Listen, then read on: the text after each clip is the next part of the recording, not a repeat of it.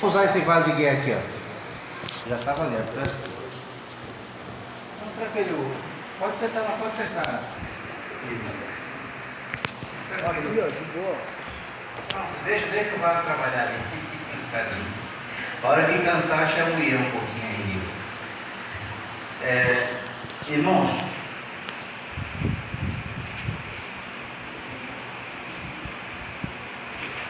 eu quero falar um pouquinho, na verdade nós vamos continuar, né, falando sobre Davi e Saul, algumas coisas que nós ainda temos que aprender com esse texto bíblico. Irmãos, Davi,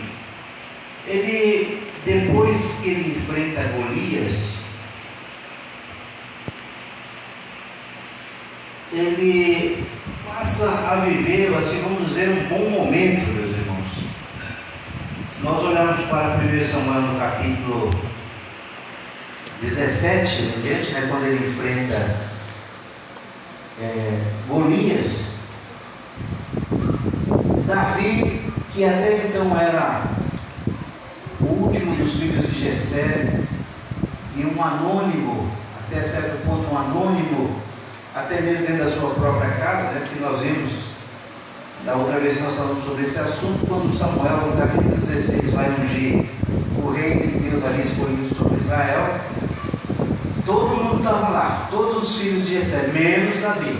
Tanto que Samuel faz aquela série de perguntas, né? Acabaram-se os varões, e aí vem Davizinho e recebe a unção. Mas assim que ele enfrenta Golias, irmãos, ele sai do anonimato e se torna um herói de guerra, um homem, um garoto, na verdade, um garoto bem novinho, cheio de Deus, cheio de autoridade, cheio de garra, e uma pessoa extremamente valente, porque um garoto pequeno, de uma aparência até certo ponto franzina, de um aspecto gentil. A Bíblia diz que ele não tinha um aspecto guerreiro, mas o aspecto era gentil, um moço bonito, mas um moço de aspecto gentil, simples. Mas aquele garoto novinho, com aspecto gentil, sem experiência de guerra, anônimo, enfrenta o gigante, estando ele cheio de Deus, e o gigante cai por terra. E do dia para a noite, Davi se torna o herói de Israel, até a ponto de, como lemos na semana passada, as mulheres cantarem aquele cântico depois, posteriormente. E Saul tinha matado os seus milhares, mas Davi os seus 10 milhares, assim por diante.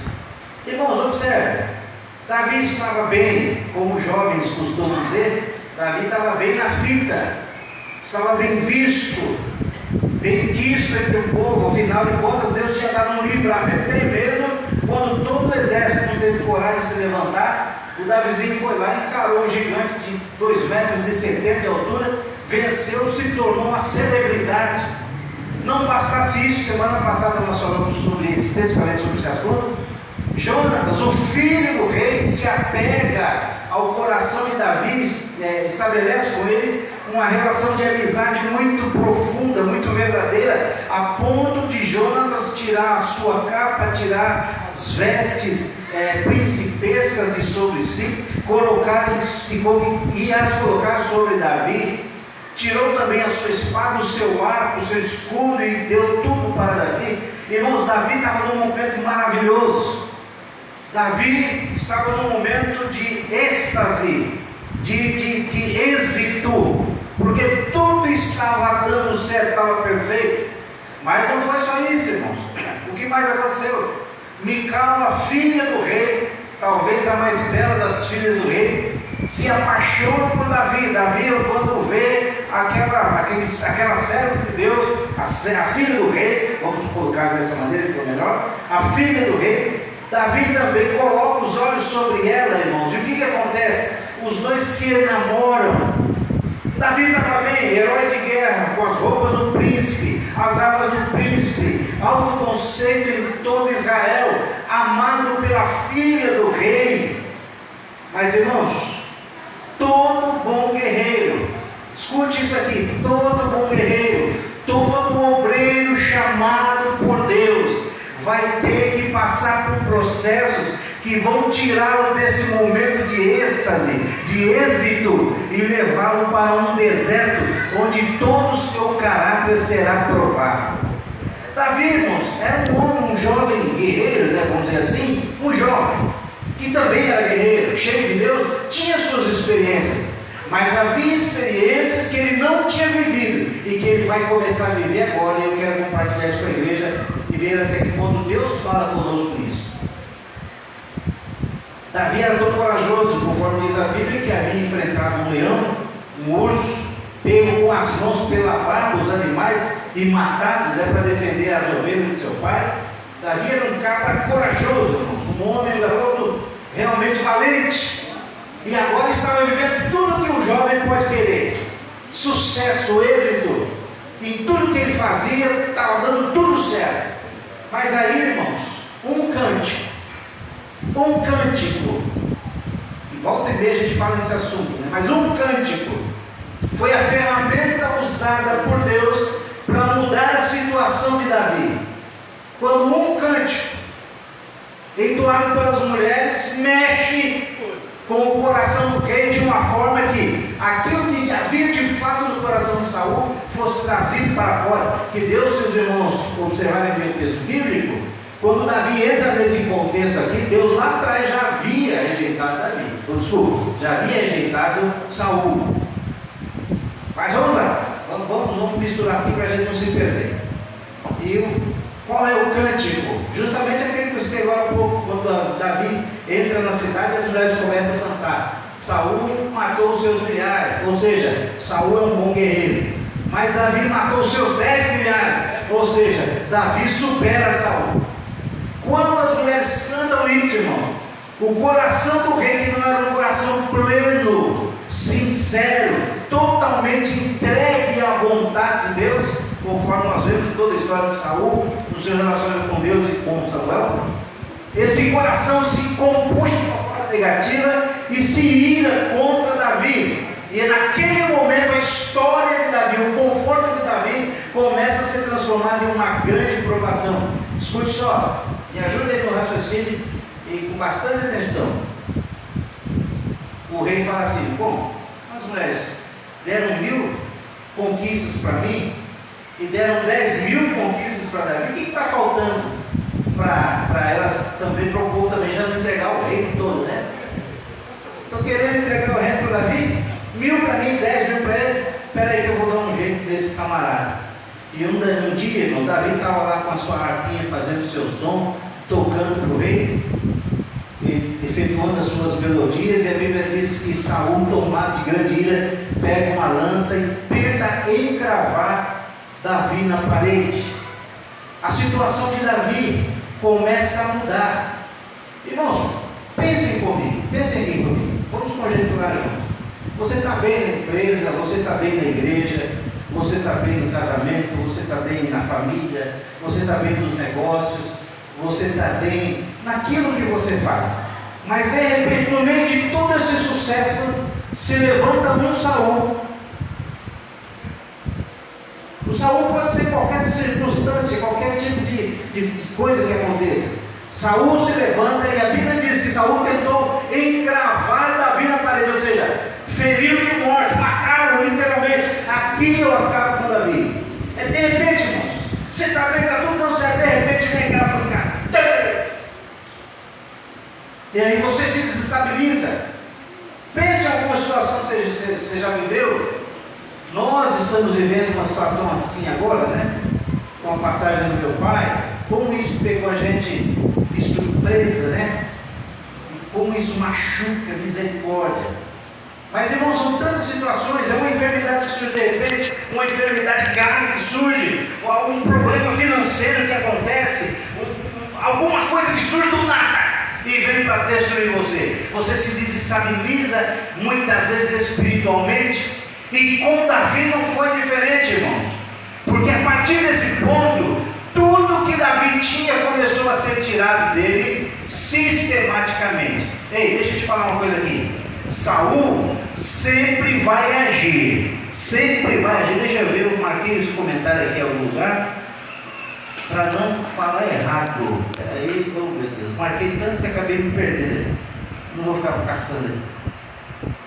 Vai na memória. Saul sempre vai lutar para tirar todos os seus pontos de apoio. Ou melhor, lembrei da frase mais correta. Tirar todos os seus pontos de estabilidade. São várias coisas que nos dão estabilidade, irmãos. Por exemplo, eu tenho estabilidade. Olha, hoje eu fui trabalhar hoje. Hoje poderia ter ficado em casa, não foi ficar em casa. Eu fico aqui pensando, eu vou trabalhar. Fui trabalhar. Cheguei lá e me arrependi. Falei, deveria ter ficado em casa. Por quê? Porque em casa eu estava mais tranquilo. Por incrível que pareça, em casa eu estava mais tranquilo.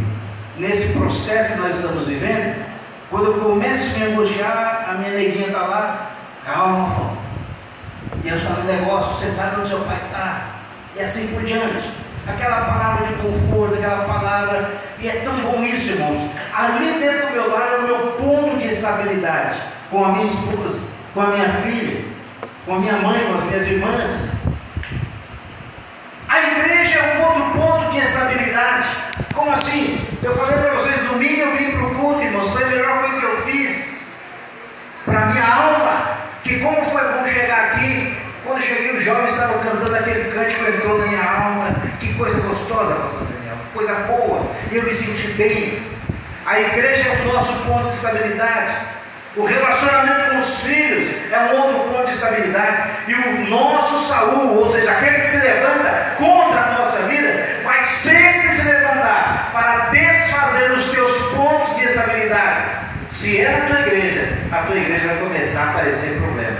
Se é o casamento tem que ser, o casamento vai começar a aparecer um problema. Se é os filhos, ou se são os filhos muitas vezes podem começar a aparecer problema. E aí, irmãos, que o caráter do verdadeiro crente vai se manifestar. Porque aquele que realmente aprendeu a confiar em Deus. E Davi ainda, irmãos, estava aprendendo a confiar em Deus. Ah, pastor, mas Davi não era o homem segundo o coração de Deus? Exatamente, irmão. Mas para Davi, lá no livro de Atos, ser chamado de o homem segundo o coração de Deus, ele teve que passar pela escola do deserto. Mas para ir para a escola do deserto, Deus falou o seguinte: Davizão, você está legal, você toca na corte, você é herói de guerra, você está com as roupas do príncipe, você está aí, ó, assim, já casou, chegou a casar com a Mical, o negócio está bonito, mas eu vou mexer em todos esses pontos. Eu vou deixar que o teu Saul mexa em todos esses pontos de estabilidade, para que você amadureça e entenda como é que realmente um crente formado no temor do Senhor precisa e deve agir. E aí o negócio começou a apertar. Saul jogando lança. Daí depois Davi casa com Mical, já com a ideia, né, atravessada do rei Saul. Opa, eles estão apaixonados, deixa casar que eu vou usar isso daí. E aí Saul tenta usar o casamento para destruir a vida de Davi e assim por diante. Aí chega um outro momento, vocês podem ler depois a partir do capítulo 17, irmãos, a partir do capítulo 18, pode ter 18, 19, vocês vão ver todas essas passagens aí. Eu estou resumindo o máximo que eu posso aqui. Chega um outro momento que Saul fala o seguinte: olha só, irmãos, como Deus permite Saul ir tirando os pontos de estabilidade. Davi foi para casa, e aí chega a notícia: olha, o rei mandou os soldados virem aqui na tua casa e vão pegar Davi aqui. Mical faz o seguinte: Davi, pega isso aqui, essas cortinas, faz uma corda aí, desce pela janela e sai fora. O que eu vou fazer? Eu vou pegar essa estátua aqui, vou colocar na cama, coloco o travesseirinho, cubro direitinho. A hora que os soldados perguntarem, eu vou deixar eles verem e falar: olha, ele está doente. E assim aconteceu, irmãos. Os soldados chegaram lá: olha, ele está doente. Os soldados olharam, estava lá aquele homem amontoado lá, mas não sabiam que na verdade era só uma estátua. Falaram para o rei falou: vai lá e fere ele doente na cama. Arrebenta o homem, irmãos, porque Saul, quando se levanta, ele não vai querer acordo com você, não quer saber se você está sofrendo, não. Saul vai se levantar para te derrubar. Mas não precisa temer, porque o Deus que nos permite enfrentar Saul já preparou um escape para nós. Ô, glória! Chegando lá, irmãos, não era Davi. Davi já tinha ido embora, só tinha um estátua ali. Aí, olha só como o negócio vai ficando tudo atrapalhado. O rei chegou: ô Mical, que conversa é essa? Não, Davi, ela piora a situação, irmãos. Por quê? Mentira, irmãos, só piora. Mentira só vai piorar a situação. E ela chega e fala assim para o seu pai: ó, ele me forçou, ele falou que se eu não ajudasse ele a fugir, ele me mataria. Ah, é? Ele falou isso? Falou. Irmãos, e agora o casamento de Davi com a sua amada Mical foi comprometido. Por quê? Porque Mical não teve força e fé suficiente para encarar aquela situação, e nenhum de nós sabemos se nós teríamos, se estivesse naquele lugar, né? Como é que a gente iria agir. Mas ela complicou porque usou de uma mentira. Sabe o que o rei fez para se ligar? Está lá no segundo livro de Samuel, não lembro o capítulo agora, vocês vão ver, é capítulo 23. Deixa eu marcar aqui, não, capítulo 25. Sabe o que o rei fez, irmãos? Ah, é, o Davi falou que tinha matado se ele deixasse ele fugir? Falou. Paltiel, vem cá. Paltiel, um garoto lá, um outro homem da corte, um homem. Vem cá, chama aí o sacerdote. Eu estou anulando o casamento de Mical e Davi, e agora, ô Mical, você está casada, você vai casar agora com Paltiel.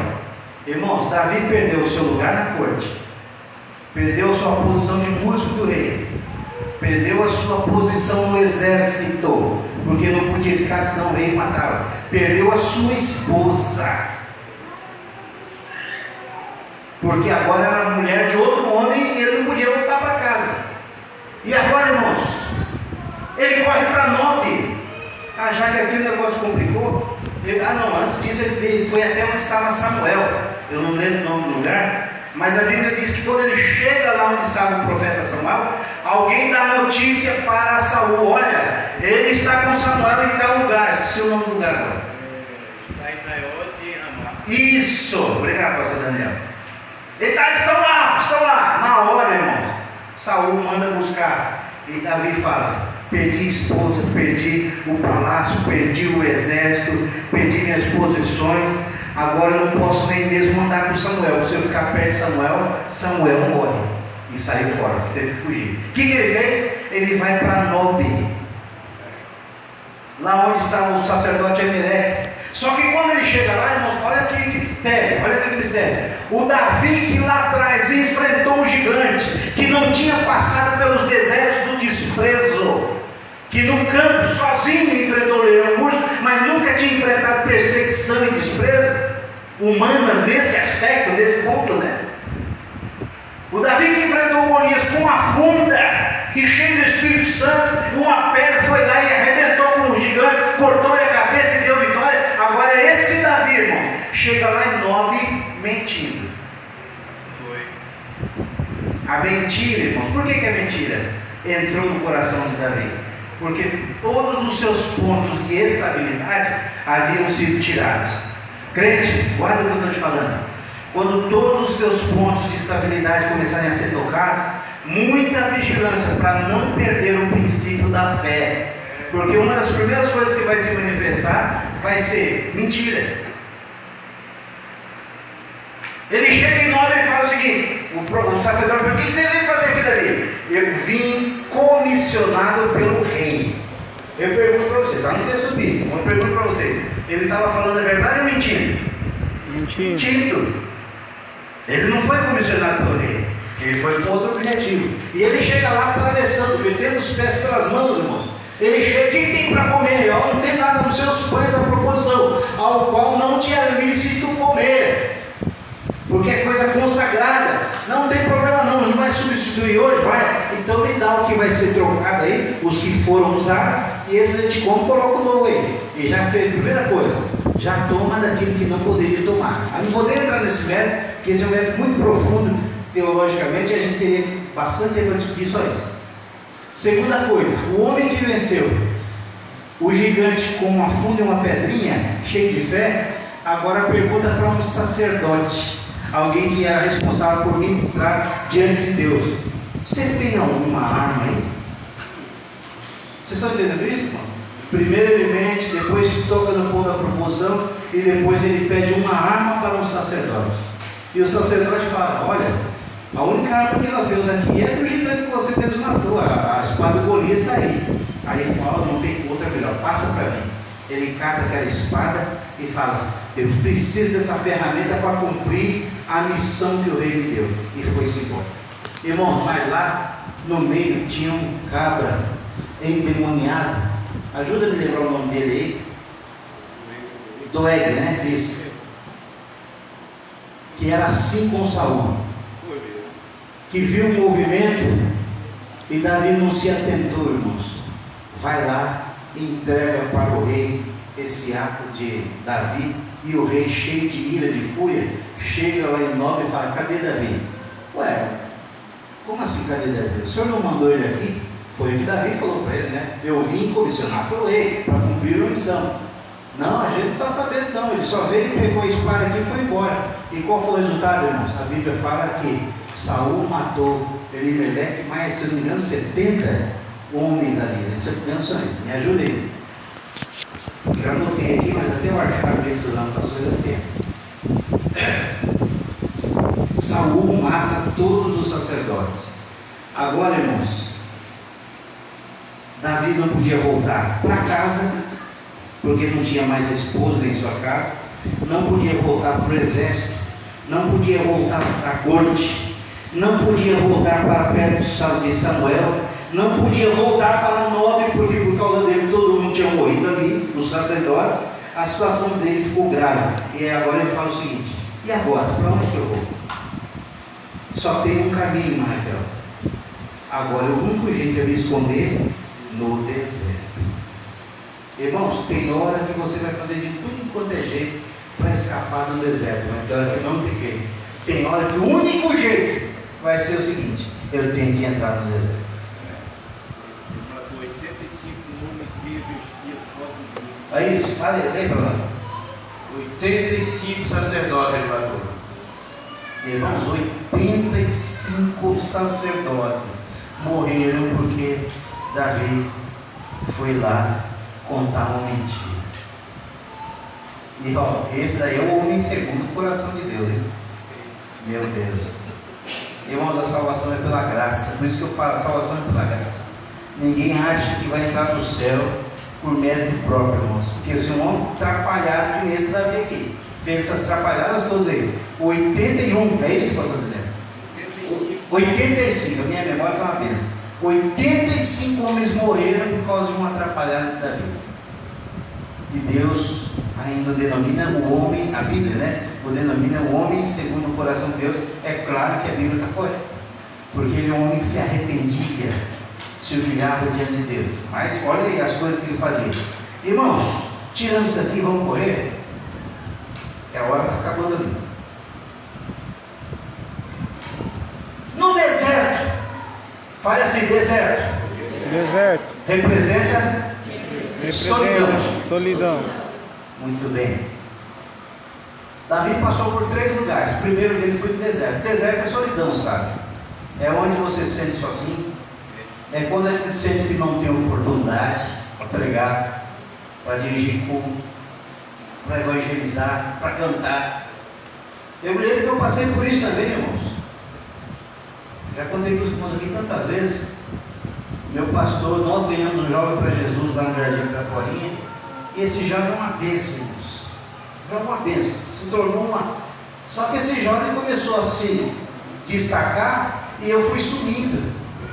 Aí eu comecei a falar, né? Jovem, carnudo, eu comecei a falar: eu não tenho mais oportunidade. Até o dia que Jesus me deu uma bronca, eu não vou contar toda a história aqui, eu já contei para vocês umas 10 vezes ou mais. Aí eu falei: esquece de uma coisa, a partir de hoje, se não me der a oportunidade, eu peço. Irmãos, nunca mais precisou eu pedir e nem precisou reclamar, porque nunca voltou. Mas primeiro eu tive que aprender que as coisas acontecem no tempo de Deus, do jeito de Deus. Mas vamos lá. Eu esqueci o que eu estava falando antes aqui. Me ajude aí que eu me perdi. O que eu estava falando mesmo? Isso. Deserto é solidão. Deserto é quando você sente que está só. Não tem apoio, não tem amigos, não tem esposa, não tem exército, não tem palácio, não tem roupa de príncipe, não tem armas, não tem mesa boa, não tem nada, você está sozinho. A vontade que dá é fugir. Mas fugir para onde?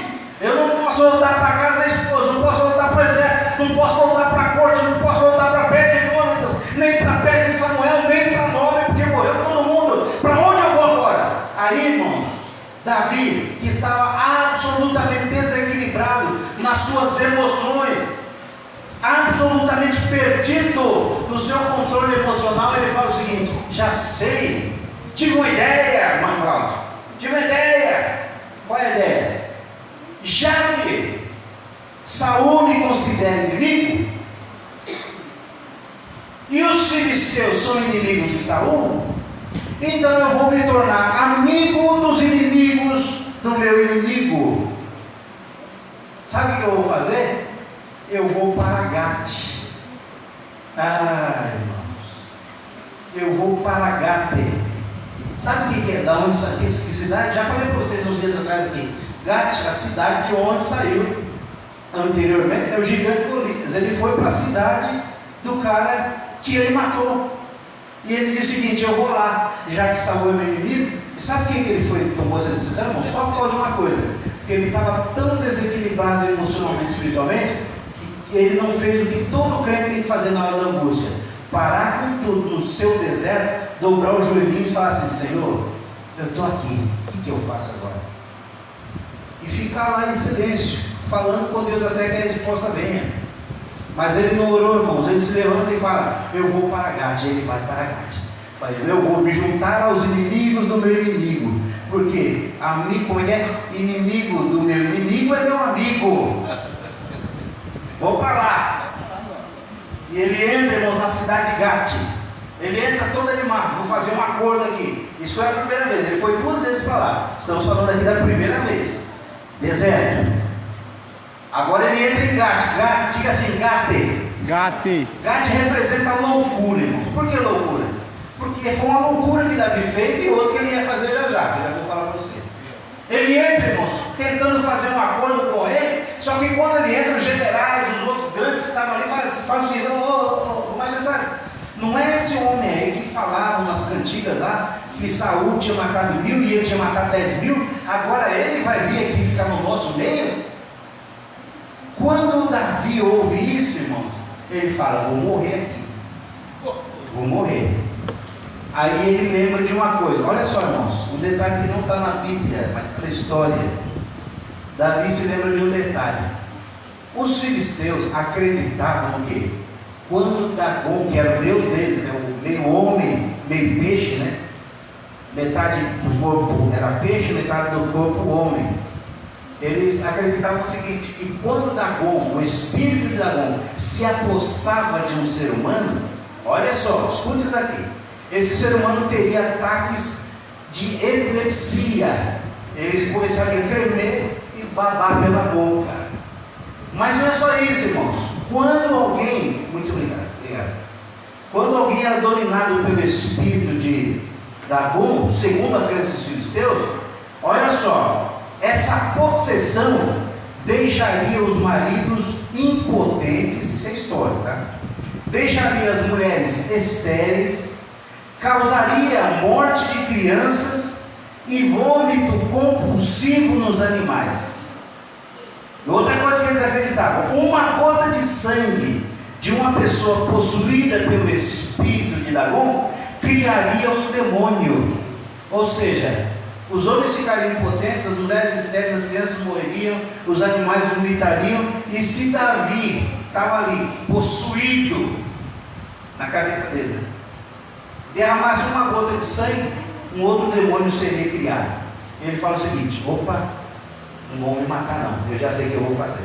Aí, irmãos, o ungido de Deus, o ungido de Deus, aquele homem que havia sido ungido, recebeu uma promessa: tu reinarás sobre Israel. Aquele que enfrentou Golias com uma força, uma pedrinha e com a fé, agora, irmãos, mentiu, se perdeu, se enfiou em Gate e agora está lá com medo de morrer. Com medo de morrer, eu vou ter que atuar. O que ele começa a fazer?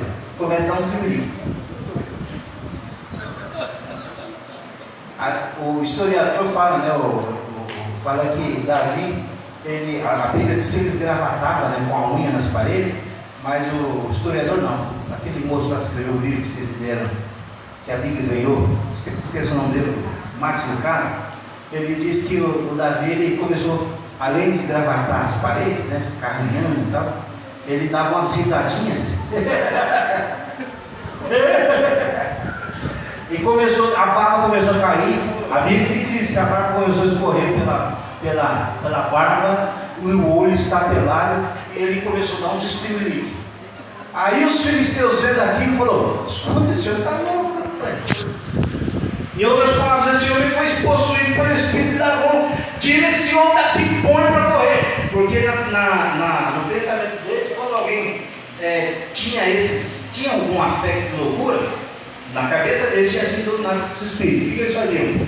Jogavam no deserto de novo e falavam: some daqui, na cidade você não fica. Não matavam, eles jogavam para o deserto e fizeram a mesma coisa com o Davi. Não, aqui você não vai ficar, não. Aqui você não fica endemoniado. Olha só, irmãos, o ungido de Deus ser expulso como endemoniado da cidade, de um monte de endemoniado. Terrível.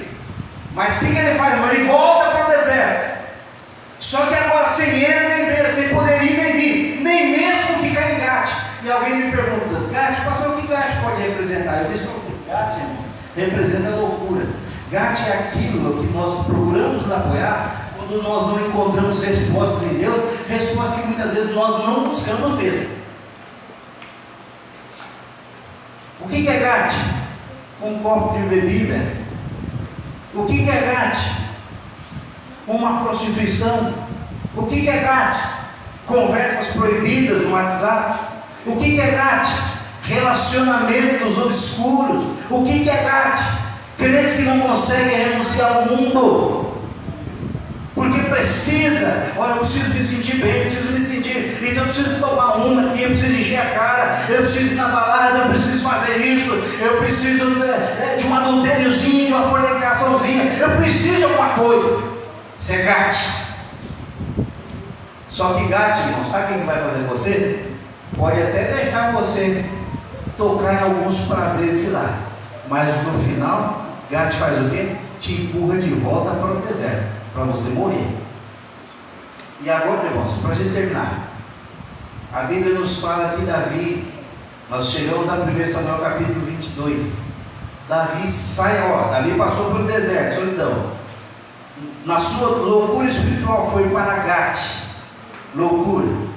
E agora ele volta para o deserto, mas no deserto ele entra. A Bíblia diz que ele caminha até a caverna, ou as cavernas de Adulão. Ele entra dentro de uma caverna fria, escura, só, se deita ali no chão, irmãos, começa a refletir, quem sabe, naquele lugar ele fala: acabou, agora só me resta morrer, agora só me resta esperar a minha hora, porque não tem mais saída nenhuma. Mas, irmãos, lá em Adulão, diga assim: Adulão. Adulão, irmãos, a caverna de Adulão representa lugar onde Deus restaura.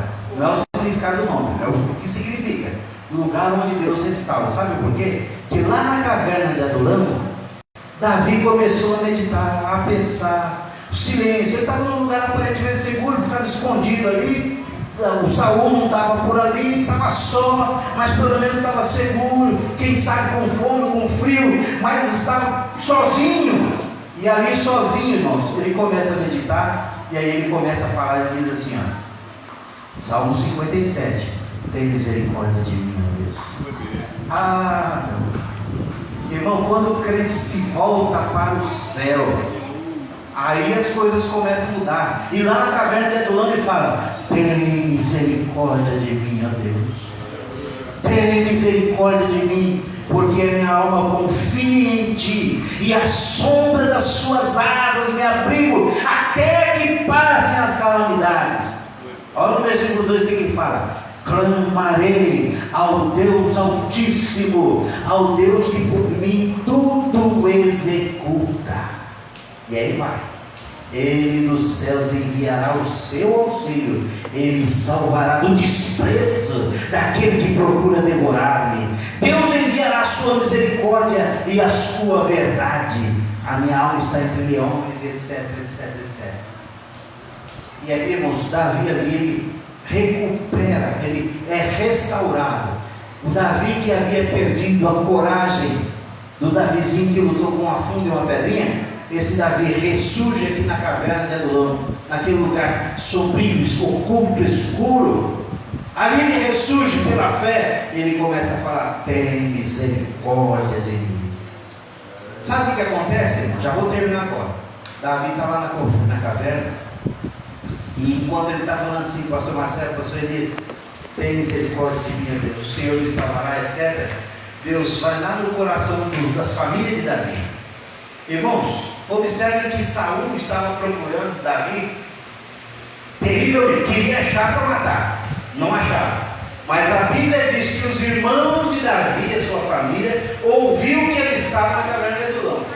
Sabe como é que essa notícia chegou a eles e não pegou ao rei? Simples, porque é Deus que direcionou e foi o seguinte: ó, vai no ouvido aqui dos irmãos dos pais.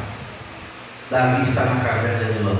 E em algum desses momentos ele estava lá, Davi falando: Senhor, tem misericórdia de mim. Ele começa a ouvir um barulho na porta da caverna. Na porta não, na entrada da caverna. Porque a caverna não tem porta, né? Na entrada da caverna, barulho de passos e um burburinho. Davi se levanta, quem sabe saca a sua espada, a espada de Golias, estava com ele. Quem sabe ele fica ali preocupado: será que a Saul me achou? Mas quando ele olha, irmãos, sabe quem vem entrando? Vem entrando seu pai, os seus irmãos. Opa, Davi que estava só, agora não está mais só, chegou a sua família. Deus começa a restabelecer o ponto de estabilidade. Aleluia. Quando você clama, Deus restabelece o ponto de estabilidade. A família chega, mas daqui a pouco mais barulho na porta. Chegam os cabras lá, irmãos, não muito bonitos, dando essa cabeça bem curvada, endividados, cabras endividados, outros angustiados, outros cheios de problema. Mas a Bíblia diz que foi entrando aquela homarada que Deus permitiu que ouvisse onde estava Davi. Entraram ali, a Bíblia diz que ali, irmãos, eles se juntaram num grupo de quase 400 pessoas, que depois vai subir até se tornar tão grande quanto o exército de Deus, diz a própria palavra. E esses homens que entraram ali daquela maneira, já falei isso para vocês umas 300 vezes aqui também, entraram endividados, angustiados, em aperto, e saíram como os maiores guerreiros da história de Israel daquela época. Por quê? Porque lá dentro tinha um homem que deixou a incredulidade, deixou o medo, deixou de olhar para o seu Saul e começou a olhar para cima. Eleva os meus olhos para os montes: de onde me virá o socorro? O meu socorro vem do Senhor que fez os céus e a terra. E um grande exército se levanta, irmãos, e o restante da história dos irmãos já conhecem. Davi obtém vitória. Saul, num tempo determinado, tem a sua vida ceifada, chega ao seu fim, o seu tempo do fim, e Davi começa a reinar sobre Judá primeiramente, e depois sobre todo Israel. E os irmãos conhecem o restante da história.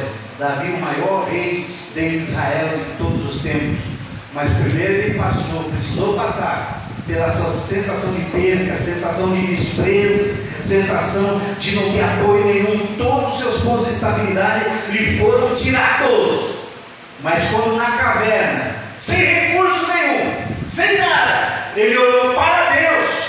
Aleluia. Aí Deus falou: agora eu restabeleço os seus pontos de estabilidade. Agora eu restabeleço. Irmãos, eu termino a minha simples palavra dizendo do meu coração o seguinte: tem que olhar para cima, irmãos. Tem que olhar para cima. É para Jesus. Temos que olhar para Ele. Senão a gente se arrebenta. Olha para Jesus. E é bíblico, né? Olhando para Jesus, autor e consumador da vossa fé. Para nós terminarmos, eu gostaria que alguém lesse. Olha só, irmãos. A maravilhosa escolha de Deus em relação a nós. Parece não ter a ver, mas tem a ver com o que nós estamos falando. Primeira carta de Paulo aos Coríntios, capítulo 1, nos versículos 26 e 27, e assim nós vamos encerrar. Deus abençoe Igor por ter nos ajudado aí. Deus abençoe Joaquim também, gratuito. 1 aos Coríntios, Primeira carta de Paulo aos Coríntios, no capítulo 1, versículos 26 e 27. Irmãos, contemplai a vossa vocação, pois não foram convocados muitos sábios de acordo com critérios humanos, nem muitos poderosos, nem tão poucos nobres. Pelo contrário, Deus escolheu justamente o que para o mundo é insensatez, para envergonhar os sábios, e escolheu precisamente o que o mundo julga fraco, para ridicularizar o que é forte. Vocês entenderam aí, irmãos? Acharam o versículo? O Joaquim leu maravilhosamente ali, voz de trovão. Eu queria que você lesse novamente aí, bem devagarzinho, Joaquim. Lê aqui, ó. Olha só. Vai, Joaquim. Não, lê aqui, lê aqui. E Deus escolheu as coisas vis deste mundo, e as desprezíveis, e as que não são. Não. 26. Aí, isso. Porque bem vedes, irmãos, a vossa vocação, que não são muitos os sábios segundo a carne, nem muitos os poderosos. Olha aí. Não são muitos os sábios segundo a carne, nem muitos os poderosos, Nem muitos os nobres que são chamados. e nem muitos os nobres que são chamados. Vai para o próximo. Mas Deus escolheu as coisas loucas deste mundo para confundir as sábias. E Deus escolheu as coisas fracas deste mundo para confundir as fortes. Você está entendendo? Aleluia. Deus, o que a Bíblia está falando? A Bíblia está falando de nós, irmãos. Deus escolheu as coisas loucas para confundir as sábias e as coisas fracas. É claro que isso aí, teologicamente, tem muita profundidade que nós não estamos entrando aqui. Mas, irmãos, o que eu quero só pincelar com vocês é que às vezes a gente se sente tão pequenininho, tão fraquinho, tão inútil. E às vezes os nossos Saúls que se levantam por aí querem nos fazer exatamente assim, né? Nos sentir pequenos, inúteis. Mas, irmãos, o que a Bíblia está falando? Deus não escolheu muito dos nomes dos sábios, dos poderosos, porque Deus, ele se apraz, ele teve prazer em fazer o quê? Escolheu as coisas loucas desse mundo e escolheu as coisas fracas. Por isso que Deus, que o Senhor Jesus falou para Paulo: olha, Paulo, o meu poder se aperfeiçoa na fraqueza. Quanto menor você se sente, mais Deus é engrandecido através da sua vida. Agora começa a se achar muita coisa. Aí Deus faz que nem fez com Davi. Espera aí, eu vou mexer em todos os seus pontos de estabilidade, deixa o Saul se levantar. Você vai dar umas cabeçadinhas, mas você vai aprender. E aprende, né? Então, irmãos, guardem essa palavra, que Deus a todos em Cristo abençoe. Vamos ficar de pé. Igor, pode fechar. Deus abençoe. Deus abençoe quem nos assistiu. Calma aí que eu tô tentando. Oi? Tá conexão aqui. Fechou o bagulho. Glória a Deus. Olha lá. Fechou o bagulho da conexão lenta.